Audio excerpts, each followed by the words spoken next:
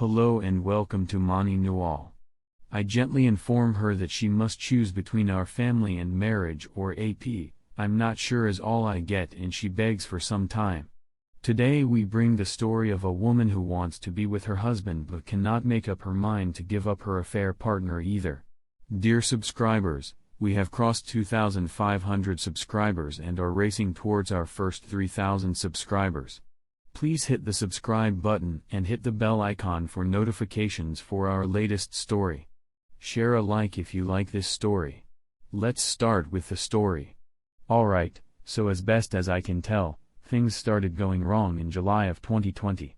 June was fantastic. We had gone on a mini vacation with our kid and his buddy. They hung out with us and we had a fantastic time. It was excellent. But when July rolled around, we were experiencing problems, spats over trivial matters, her lack of interest in intimacy and my interest in her day. However, her lack of interest in me extended to long periods in the bathroom as well as bouts of tension. As July unfolded, August became more tense and she even tried to pretend as though everything was okay. She showed me lingerie and told me it was for my birthday. When my birthday arrived, she got me a couple of albums but nothing else. I had a rough day at work and she reportedly had one as well. We simply ended up cooking and hanging out together. I assumed it was because it was a workday and anything she offered but did not seem to be present. We eventually had a couple of large disagreements in September, and after one of them, she begged for some alone time. I thought this was suspicious and I was devastated because I feared our marriage was dissolving. It turns out I was correct. I grabbed the dogs and went to spend the night with my brother and his family. I returned home the next day. She had mentioned she wanted to go out with her friends before I arrived and I never prevented her from doing so. I arrived home at 12 p.m., she arrived home at 6 p.m. I saw her and told her how delighted I was to see her. However, she mumbled something about the month being horrible and that week had been particularly bad. She wasn't kissing me, she was unpleasant, snarky, and downright cruel. I kept requesting that she speak with me and tell me what's going on. I realized something wasn't quite right and I wanted us to be alright. An acquaintance, now a dear friend, noticed me at work and expressed worry. I told him how much I love my wife, we've been dating for 8.5 years and married for 1.5 years, and how I'm at a loss for what to do. He suggested marital therapy and shared that he had gone through something similar. He also recommended I obtain the 5 love languages, plus another one that I can't think of right now. I began researching right away. I realized that I had been prioritizing my job. I run my own company with my brother, and since COVID, business has been growing and we've been overloaded. But I never stopped trying to love or be personal in discussions and physically with her. She seemed healed the day I went home and I took care of her the following morning. While she was getting ready, I asked her gently and respectfully if we could chat for a few minutes before she departed. I told her everything I learned from the book I read the night before, how I felt I had been inattentive, how much I loved her, and how we should go to marital therapy to try to heal what we have, since we love each other and have our kid. Something I said must have sparked something in her because she burst into tears and started repeating that I would love her even after she told me to simply be honest with her. She acknowledged that she had cheated on me the previous weekend when she said she was going to see her friends.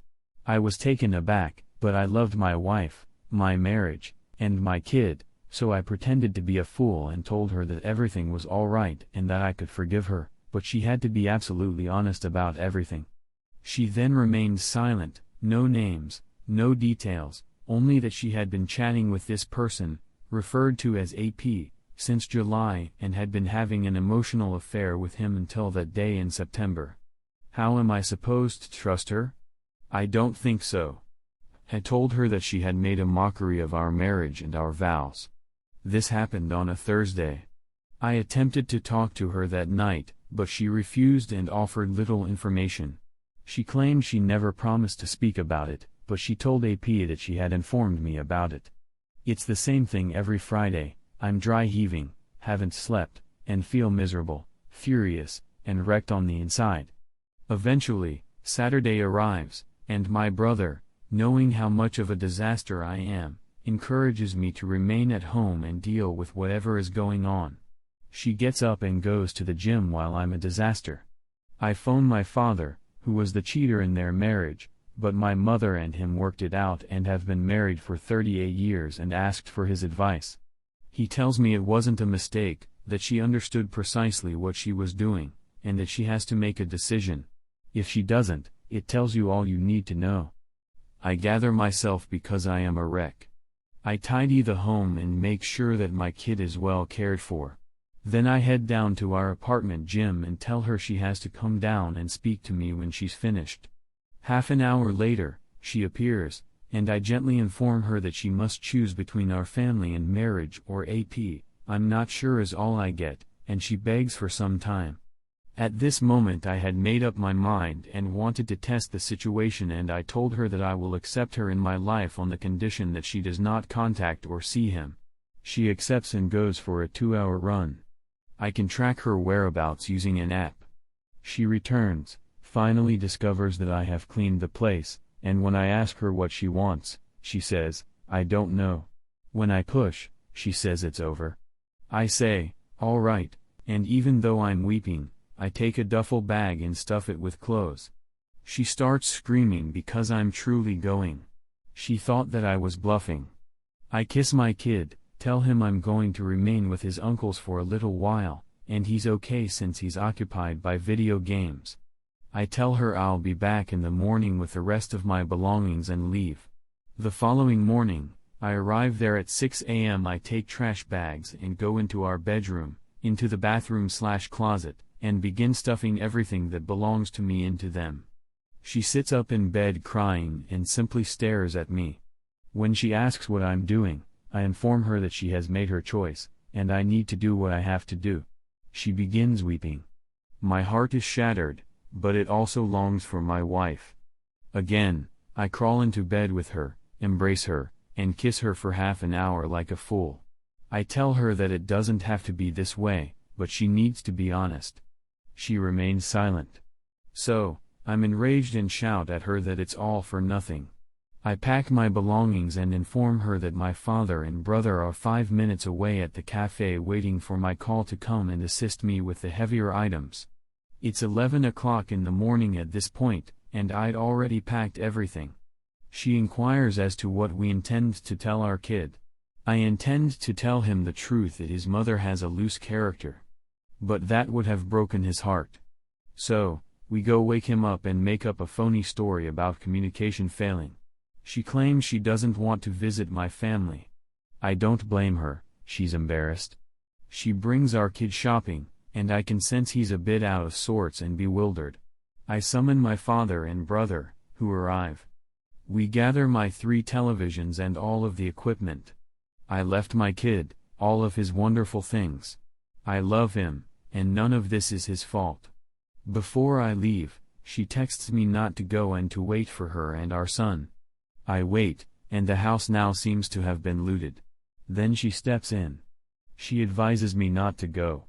Also, our son threw a display over in rage and says he hopes we could still be a family. I make a bad face at her and tell her that, of course, he does, and that's what I want. But what the heck does she want? I'll ask her again. I'm not sure she responded. There's no reason for me to remain here. I force her to inform her parents since they would be outraged if they found out via our son. The first week of October is coming up, and I'm trying to keep our youngster on track. I show up for him to take him to school and cook him breakfast, but I also take him to his maternal grandparents' place on certain mornings when I have to be at work early. When they ask what's going on, I tell them everything. I tell them I want us to solve things, but she insists on her stupid. Her father is upset and sad for me. She's messaging me about how much she despises herself and how she can't believe she did all of this while still chatting with AP. She even goes so far as to ask if we may reconcile, and I remind her that she knows what she must do if she wants me back. During that week, I picked up my kid from practice and drove him home. He wants to show me something, and I agree since I adore him, and we spend an hour in his room together. When I go into the living room, she's a mess. She invites me to sit with her and draws near to me, wrapping her arms around me. I nearly give in and get up, saying that I'm not going to do this if she's still talking to or involved with this man. She claims she's finished it. Suddenly the phone rings, a different ring, and I can see she's scared on the inside. He's been phoning her all day, she claims, since she terminated it. I look her in the eyes and ask her to show me where she put a stop to it. She begins to weep and refuses. I got my answer. Then I snatch the phone and start reading her messages. In some she claimed how AP made her feel amazing and I failed at it. I then handed the phone back and left. Throughout the week, I returned to take my kid to school and even prepare meals for him to keep in the fridge. She's not washing laundry and I have to push myself not to do it for her. But my son's bedding is dirty, he stinks from not bathing, and I had to admonish her for not taking care of him. Her friends wanted to take her to the Ren Fair that weekend for her birthday, and I'm amazed at how well she's doing. She asks if I may be with our kid for a few hours. I say yes because I want to spend time with him, but even I know I'm not ready. In any case, I agree. When I get home from work to fetch him up from his friend's house, 4 other lads step out and hop in my vehicle. It was apparently a sleepover. So, she planned a sleepover for all the kids at my place. For what? Spend more time with her friends? I messaged her and asked why did she plan this. It takes her 3 hours to return and she's irritated about it. She has the audacity to argue that she shouldn't have to feel terrible about spending her birthday with her friends. I tell her that she should feel terrible cause she is the one cheating and should be ashamed because of all that is going on, that she took advantage of the situation and that it would never happen again. She then asks, "Am I just meant to be a mother?" I don't even respond to that, but I remind her, "You chose to be a mother when you got pregnant." We continue to converse and she even offers for us to stay together and sleep on the same bed. I tell her to save it for AP. My son seems to be depressed. I keep going to and from despite the fact that it's exhausting both my emotions and my bank account since I'm now staying 45 minutes away. Her parents only know what I've told them since she avoids them as well. I reach my previous house in the morning to take care of our kid, take him to school, and then I do what I do throughout his birthday week, starting with a tiny present and taking him out for lunch and dinner. My wife left when I entered. I'm ready to leave the house when I feel an itch within me. I'm not sure what triggered me, but I began probing her closet. I discovered a new shoebox and opened it to find a new vibrator. I had thrown out all our toys when I left, and she even saved the package with postmarks dated the day after I left, along with a gift message with the name on them. Then I saw a note inside the shoebox from a lady but with the same surname as AP. When I open it, I see a snapshot of a family, 2 little boys, a baby, a dog, and a man and a lady. Along with it is a letter in which the woman informs my soon-to-be ex-wife that she has damaged her marriage and that she can keep AP because of the gifts he brought her. I snapped photographs and went directly to her parents to tell them what I had seen. I tell them that your daughter not only destroyed her family but also the family of her AP. Her father apologized and said, "Hire a lawyer, get your ducks in a row, and then file." That same day, I did. When the papers came a few days later, I delivered them to her, and we sat on it for months. Eventually, I had to give her the house as settlement. She had the custody of my son and I have visitation rights. It broke my heart and I intend to keep all records of her cheating for my son to see when he is older. I also got to know that she has started dating her AP and they plan to move in together soon. Her parents have disowned her and removed her from all inheritance. I too have started dating and plan to move in with my new girlfriend. My son likes my girlfriend and loves spending time with her. I know the scars of this failed relation will take time to fade, but I know with time they will go away. Dear listener, if you have reached this far, please click on the subscribe button. It will be a great help.